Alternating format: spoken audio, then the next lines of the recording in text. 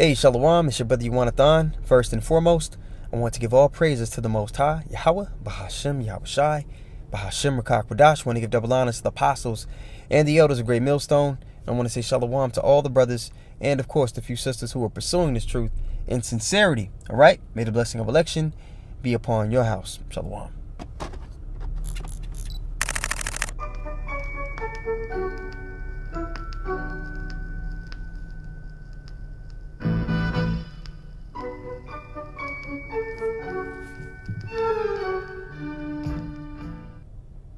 All right, so we're going to talk about, the necessary afflictions for the building of our faith, our hope, And I say this all the time.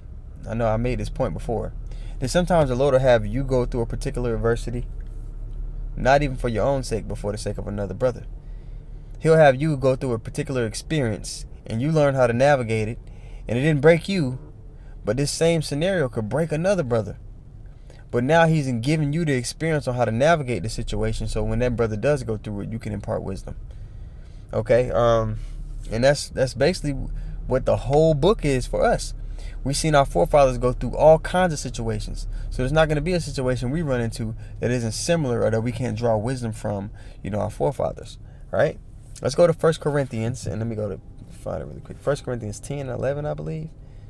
Let me get it on the blue letter app here. 1 Corinthians 10 and 11. All right, pull that up, put it on the screen for you guys. 1 Corinthians 10 and 11, it says, "Now all these things happen unto..." Let me actually start up.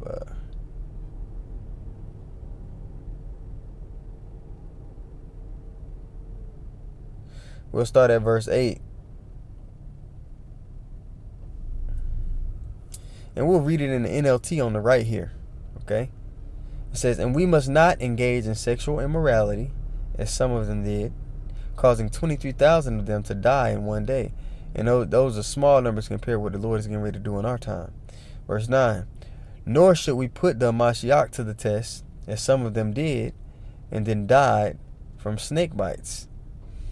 And don't grumble, as some of them did, and then were destroyed by the angel of death. These things be happened to them as examples for us. They were written down to warn us who live at the end of the age. If you think you are standing strong, be careful not to fall. The temptations in your life are no different from what others experience. And God is faithful. He will not allow temptation to be more than you can stand." So I always make this statement, man. If the Lord put this mountain in front of you, you must be equipped to move it. If you call and ask for help, you call upon Him, He's going to endow you to move it. So, you should never be in complete fear or there's going to be times when you get a little discouraged, but you got to snap out of it and realize, okay, the Lord put this here. It must be able to be moved. All right. Verse 13 again, 1 Corinthians 10 and 13, it says, "The temptations in your life are no different from what others experience." All right. Kind of going into the point I was making. All right. About how, our forefathers went through all these situations, so now we can pull wisdom from that. Sometimes a brother in this time might go through a situation so that he can impart wisdom unto another brother. All right? "He will not allow temptation to be more than you can stand. When you are tempted, He will show you a way out so that you can endure." There it is. Boom. There it is. Whoop. There it is. All right? So, this is the mind that has to be in us, man, because it's going to come a time of testing. We about to be confronted with some things. But we got to push through and understand that if it's in front of us, the Lord He's going to endow us to move it. All right, now let's go to 2 Timothy 3 and 16. And I'll just pull that up on the regular KJV. I'll get that on the left.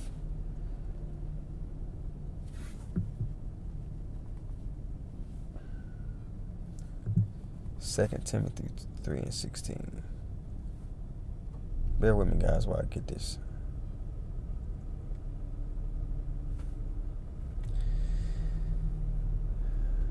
All right, we'll highlight it. Okay.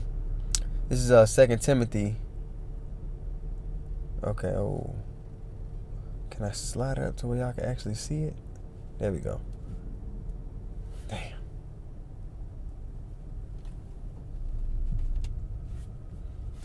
Hold on, man. Can I get this thing to go up here? Alright. So you guys should be able to see it. I tried to slide it up best I could. Alright. 2 Timothy 3:16. All scripture is given by inspiration of God and is profitable for doctrine, for reproof, for correction, for instruction in righteousness, that the man of God may be perfect, thoroughly furnished unto all good works. Alright? So yeah, man, everything's written for our learning. In our mind, our perception of what's right and wrong, what we stand for, what we're about, who we are, should be molded around the instruction of the Lord, molded around His examples, molded around this ancient way of thinking, because this is going to be the way of thinking in the kingdom of heaven. This is what's going to have dominion. This way, no other way. This isn't a reverting backwards. This is moving forward. This is the golden standard that's going to be held up in the kingdom of heaven, man. You know, I did that lesson yesterday, I believe. Talked about selective outrage. How these people, you know, they get outraged about the most minuscule of things. Things that have nothing to do with salvation. Things that have, you know, no bearing on how the world or society functions. Things that, you know, are just insignificant, man. But when it comes to things of matter of life and death, when it comes to righteousness going forth in the earth, you know, or things being tainted, the family being destroyed, a death style being pushed in your face nonstop, pushed in your children's faces, nobody bats an eye. You know, it's astonishing. Even Israelites, people that, you know that they're Israelites, they're still caught up in that worldly vibration. They're basically Baptist church Christians with the Israelite twist. These people, they're not longing to be delivered from this perverse place. They're trying to figure out a way to use this truth as a crutch to have a piece of the pie within this kingdom. We want the bakery. They think too small. They're lovers of the world. Okay, and we have to be sure that we're not lovers of the world, that we're not too embedded in this place. It's going to come a time where we're going to have to drop it all. And you're going to have to be in a place in spirit and mind to actually, you know, execute that, to actually just cut all this shit off if need be. Whether it be, you know, things, people, whatever. You're going to have to drop it all. Because the elect is stated that they would love not their own lives until the death. Is that the spirit that you're in, that you're capable of being in? And if not, that's a problem, man. And it's going to cost you. You know? So, let me see. I think there's another precept I wanted to get. Let me back up here. Bear with me, guys.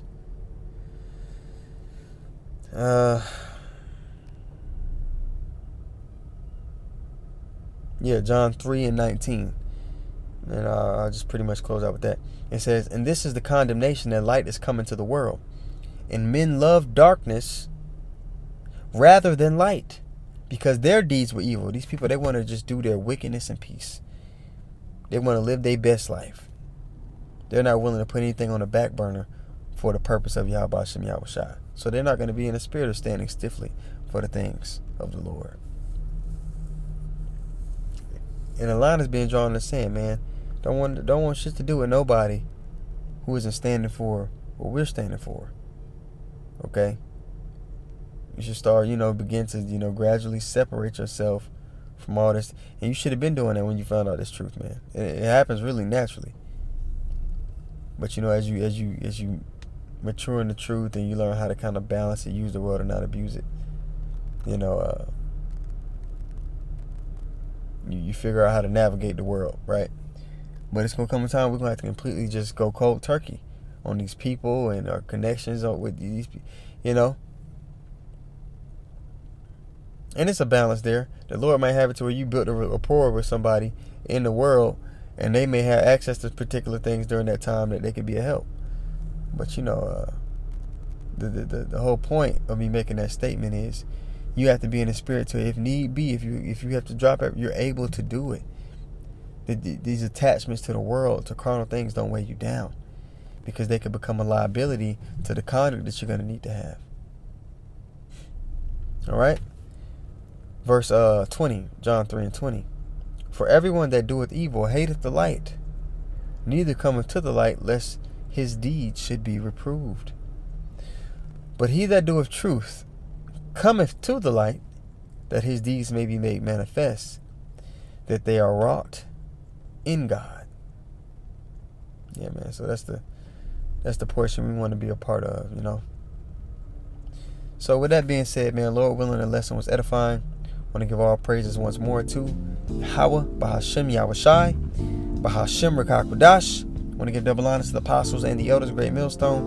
And I want to say shalom to all the brothers, and of course the few sisters who are pursuing this truth in sincerity. All right, may the blessing of election be upon your house.